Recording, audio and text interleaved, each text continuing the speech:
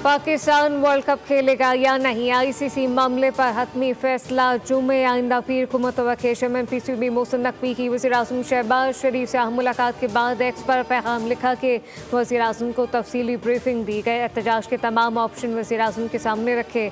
World cup में पाकिस्तान की शमूलियत या अदम शमूलियत पर वज़ीर-ए-आज़म को एतमाद में लिया। वज़ीर-ए-आज़म ने हिदायत की है कि तमाम ऑप्शन को मद्देनज़र रखते हुए हल किया जाए।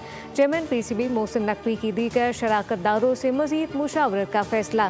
कौमी टीम की वर्ल्ड कप शिरकत पर वज़ारत ख़ारजा को भी एतमाद में लिया जाएगा।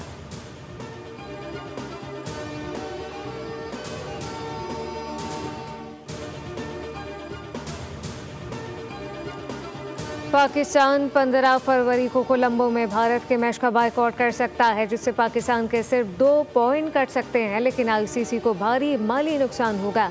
पीसीबी का एहतजाज के मुख्तलिफ ऑप्शन पर गौर। ज़राए के मुताबिक वर्ल्ड कप में शिरकत करने की सूरत में भी बोर्ड ऑप्शन ओपन रखेगा।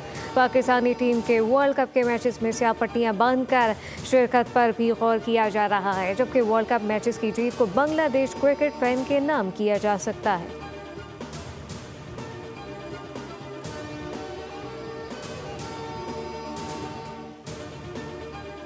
स्टेट बैंक का शरह सूद बरकरार रखने का ऐलान। गवर्नर स्टेट बैंक ने शरह सूद 10.5% बरकरार रखने का ऐलान किया। कहा फैसला मुख्तलिफ वजूहात की बुनियाद पर किया गया। जून में महंगाई 7% से ऊपर जाने का इम्कान है। महंगाई की शरह 7.4% पर बरकरार है। एक्सपोर्ट में कमी और इम्पोर्ट में इजाफा हुआ। एक्सटर्नल अकाउंट में तब्दीलियों का जायजा लिया गया। ज़र मुबादला ज़ख़ायर में भी बेहतरी आ रही है।